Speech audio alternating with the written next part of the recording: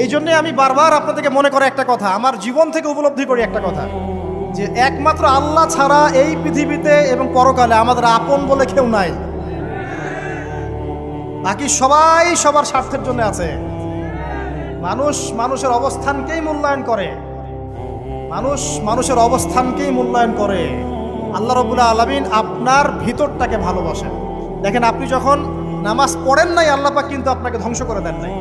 আল্লাহ পরম করুণাময় আপনাকে হেদায়েত দিয়ে নামাজি বানিয়ে দিয়েছেন। জীবনে অনেক পাপ করেছেন, ইনস্ট্যান্ট আল্লাহ পাক শাস্তি দিতে পারতেন, আল্লাহ পাক দেন নাই। আল্লাহ আপনাকে ভালোবাসেন, আল্লাহ আমাকে ভালোবাসেন। আল্লাহ পাকের এই ভালোবাসার ঋণটা শোধ করার জন্য হলেও নামাজি হয়ে যান, আল্লাহর পথে ফিরে আসেন, দিনের জন্য কিছু করেন, দিনের ফিকির করেন, পড়াশোনা করেন। প্রিয় ভাইরা, আল্লাহ পাক তৌফিক দান করুন।